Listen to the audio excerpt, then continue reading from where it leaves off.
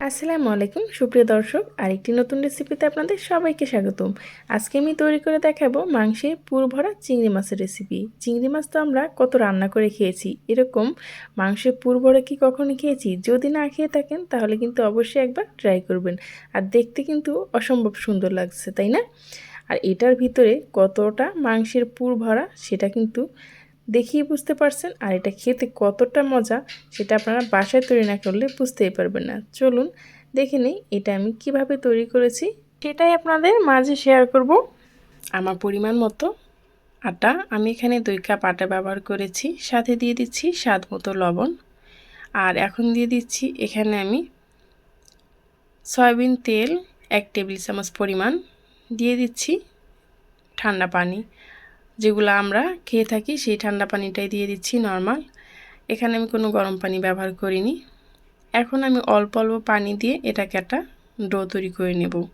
এখানে বেশি পানি দিয়ে এটা তৈরি করা যাবে না, এখানে অল্প অল্প পানি দিয়ে ডোটাকে তৈরি করে নিতে হবে। এখন আমি হাতের সাহায্যে খুব ভালোভাবে এটাকে মেখে নিচ্ছি। তারপর আমি এটাকে রেস্টে রেখে দেব। একটু শক্ত শক্ত করেই এই ডোটাকে মেখে নিতে হবে। রেস্টে রেখে দিলেই কিন্তু এটা একটা সফট ডো হয়ে যাবে। এখন আমি এই ডোটাকে ঢেকে রেখে দেব 20 মিনিটের জন্য। এখন আমি এই মাংসের পুর ভরা নাস্তাটি তৈরি করার জন্য আমার কিন্তু প্রথমে পুরটাকে তৈরি করে নিতে হবে। এখন এই পুরটা তৈরি করার জন্য আমি এখানে দিয়ে দিচ্ছি কিছু ব্রয়লার মুরগি কিউব করে কেটে, আপনারা চাইলে এখানে গরুর মাংসটাও ব্যবহার করতে পারেন। দিয়ে দিচ্ছি পেঁয়াজ কুচি আর মরিচ। এই 3টি উপকরণকে খুব ভালোভাবে আমি ব্লেন্ডারে ব্লেন্ড করে নিয়েছি। আপনারা চাইলে ব্লেন্ড না করে ছোট ছোট কিউব করেও নিতে পারেন। এখন আমি একটি কড়াইতে দিয়ে দিচ্ছি অল্প পরিমাণ তেল। যেহেতু এখানে মাংসের পরিমাণটা কম, সেজন্য তেলের পরিমাণটা আমি এখানে কম দিলাম। আপনাদের মাংসের পরিমাণটা বেশি হলে কিন্তু এখানে তেলের পরিমাণ, যে কোনো মশলার পরিমাণটা কিন্তু বাড়িয়ে দেবেন। এখন আমি এখানে 2টা পেঁয়াজ কুচি করে দিয়ে দিলাম কেটে, দিয়ে দিচ্ছি দারচিনি এবং এলাচ। এখন আমি এটাকে একটু ভালোভাবে ভেজে নিচ্ছি। হালকা ভাজা হয়ে গেলে আমি এখানে দিয়ে দিচ্ছি 1 টেবিল চামচ পরিমাণ আদা এবং রসুন বাটা। এই আদা রসুনটাকেও দিয়ে একটু ভালোভাবে তেলের সাথে ভেজে নিয়েছি। তারপর আমি এখানে দিয়ে দিলাম সামান্য পরিমাণ পানি, সাথে দিয়ে দিচ্ছি আমি এখানে হলুদ গুঁড়ো। যেহেতু আমি মরিচটাকে কাঁচা ব্লেন্ড করে দিয়েছি, সেজন্য কিন্তু এখানে আমি মরিচ ব্যবহার করিনি। আপনারা যদি ঝাল খেতে বেশি পছন্দ করেন তাহলে কিন্তু দিতে পারেন। দিয়ে দিচ্ছি স্বাদ মতো লবণ। এখন মশলাটাকে আমি কষিয়ে নিলাম। তারপর এর ভিতরে দিয়ে দিচ্ছি আমি যে মাংসটাকে আমি কিমা করে রেখেছিলাম সেটা। এখন আমি মাংসটাকে খুব ভালোভাবে রান্না করে নেব। এই পর্যায়ে এসে যারা এখনও লাইক দেননি, প্লিজ একটি লাইক দিয়ে ভিডিওটি কন্টিনিউ করবেন। আমার এই ভিডিওর কোনো অংশ যদি আপনার কাছে ভালো লেগে থাকে তাহলে চ্যানেলটি সাবস্ক্রাইব করে পাশে থাকা বেল আইকনটা ক্লিক করে রাখবেন, যাতে এরকম সহজ এবং নতুন রেসিপি আপলোড করা মাত্রই আপনার কাছে নোটিফিকেশন পৌঁছে যায়। তো মাংসের কিমাটা কিন্তু আমি খুব সুন্দরভাবে তৈরি করে নিয়েছি, একদম শুকনো করে নিলাম। এখন একটি বাটিতে আমি এটাকে সার্ভ করে নিচ্ছি। তারপর আমি যে ডোটাকে তৈরি করে রেখেছিলাম সেই ডো থেকে আমি ছোট ছোট লিচি কেটে নেব। এই তো এখন আমি সেই ডোটাকে একটু হাতের সাহায্যে এভাবে লম্বা লম্বা করে নিচ্ছি। তারপর আমি কিন্তু একদম ছোট ছোট বলের মতো করে নিচ্ছি।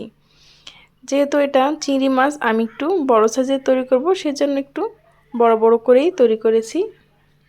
এটা কিন্তু দেখেই বুঝে নিতে হবে, খুব সহজে কিন্তু এটা তৈরি করা যায়। 2 আঙ্গুলের মাঝে এরকম করে একটু এটা বেলাবেলি ঝামেলা ছাড়াই কিন্তু করে নিতে পারবেন। চাপ দিলে কিন্তু হয়ে যাবে। তারপর একটি স্টিলের চামচ দিয়ে এভাবে করে আমি কেটে নিচ্ছি উপরে একটা দাগ। তারপর আমি যে মাংসের পুরটা তৈরি করেছিলাম সেই পুরটা আমি এর ভিতরে দিয়ে দিচ্ছি। তারপর এটাকে 2 সাইড থেকে এভাবে করে চাপ দিয়ে লাগিয়ে দেব। একটু খেয়াল করে দেখলেই বুঝতে পারবেন, খুবই কিন্তু সহজ। এখন আমি যে সাইড দিয়ে লেজ বানাবো সেই সাইডটাকে একটু চাপ দিয়ে চ্যাপটা করে নিলাম। আর যে সাইডটা চিংড়ি মাছের যে হাত পা থাকে সেই সাইডটা অল্প অল্প করে কিন্তু আমি হালকা চাপ দিয়ে একটু চ্যাপটা করে নিলাম। এখন একটি টুথপিকের সাহায্যে এভাবে করে কেচে নিতে হবে। আর কেচে নিলে কিন্তু খুব সুন্দরভাবে লেজটা হয়ে যায়। এখন আমি সেই টুথপিকের সাহায্যে ছোট ছোট করে এভাবে করে দাগ কেটে নিচ্ছি। দেখতেই পাচ্ছেন খুব সহজে কিন্তু এটা হয়ে যাচ্ছে। এখন চিংড়ি মাছের যে মোচ থাকে সেটা কিন্তু একটু এভাবে করে কেটে কেটে নিতে হবে। দেখতেই পাচ্ছেন আমি কিন্তু টুথপিকের সাহায্যে কিভাবে কেটে নিয়েছি, তারপর হাতের সাহায্যে এভাবে কিন্তু একটু মুড়িয়ে নিলেই কিন্তু হয়ে যাবে। তারপর চিংড়ি মাছটা কিন্তু রেডি হয়ে গেছে। তারপর সামান্য একটু ভাজ দেবেন, তাহলে কিন্তু চিংড়ি মাছের শেপ চলে আসবে। তারপর আমি দিয়ে দিচ্ছি এখানে চোখের জন্য 2টা কালিজিরা 2 পাশে। আমি আপনাদের সুবিধার্থে আবারও কিন্তু একটা করে দেখিয়ে দিচ্ছি কিভাবে করবেন। একদম সহজভাবে কিন্তু এটা হয়ে যায়। অবশ্যই মাঝখানে একটু ভাজ দিতে হবে, তা না হলে কিন্তু চিংড়ি মাছের শেপটা আসবে না। আবার আমি মাংসের পুরটাকে এটা ভিতরে দিয়ে এভাবে করে চাপ দিয়ে নিচ্ছি। তারপর আবার আমি টুথপিক দিয়ে এটাকে লেজ বানিয়ে নেব। আর এই নাস্তাটা কিন্তু যে কেউ দেখলে এমনিতে খুশি হয়ে যাবে, এতটা সুন্দর লাগছে তাই না? ভাজার আগে কতটা সুন্দর আর কতটা কিউট লাগছে। আশা করি আপনাদের কাছেও এটা ভালো লাগবে। এটা কিন্তু আপনারা গায়ে হলুদেও খুব সুন্দরভাবে তৈরি করে নিতে পারেন। দেখা যায় গায়ে হলুদে কিন্তু অনেক প্রকারের জিনিস তৈরি করা হয়, এরকম একটা মাছের রেসিপি থাকলে মন্দ নয় কিন্তু। এখন আমি এভাবে করে মাছের যে মোচগুলো থাকে সেটা বানিয়ে নিলাম। তারপর চোখটা বানিয়ে নিলাম কালো জিরা দিয়ে। তারপর আমি হালকা একটু ভাজ দিয়ে নিচ্ছি। দেখতেই পাচ্ছেন হালকা ভাজ দিলেই কিন্তু একদম চিংড়ি মাছের শেপটা চলে আসে। এই তো এভাবে করে আমি সবগুলো তৈরি করে নিয়েছি। এটা যদি তৈরি করে আপনারা বাচ্চাদের টিফিনে দেন, বাচ্চাদের টিফিন কিন্তু কখনোই খালি আসবে না, বাচ্চারা খুশি মনে কিন্তু খেয়ে নেবে। আর দেখুন কতটা সুন্দর আর কতটা পারফেক্ট হয়েছে চিংড়ি মাছের মতো। এখন আমি একটি কড়াইতে তেল বসিয়ে দিলাম। তেলটা হালকা যখন গরম হয়ে আসবে তখন আমি এই চিংড়ি মাছগুলো দিয়ে দিচ্ছি। আর এটা মিডিয়াম আঁচে রেখে ভেজে নেব, যাতে করে খুব সুন্দরভাবে ক্রিস্পি হয়। এখন হালকা একটু লাল লাল হয়ে আসবে তখন কিন্তু আমি একটু উল্টিয়ে পাল্টিয়ে দিচ্ছি। এই তো এভাবে করে আমি লাল লাল করে দুপাশেই ভেজে নেব।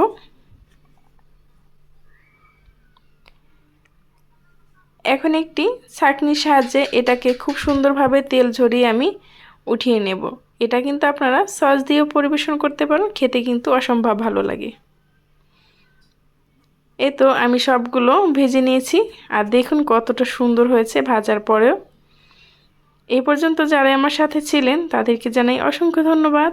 আমার এই চিংড়ি মাছের রেসিপিটা যদি আপনাদের কাছে ভালো লেগে থাকে, নতুন এবং পুরাতন আপুরা যারা এখনও চ্যানেলটি সাবস্ক্রাইব করেননি, প্লিজ চ্যানেলটি সাবস্ক্রাইব করে আমার পাশেই থাকবে। পরবর্তী ভিডিও নিয়ে আসা পর্যন্ত আশা করি সবাই ভালো থাকবে, সুস্থ থাকবে। আল্লাহ হাফেজ।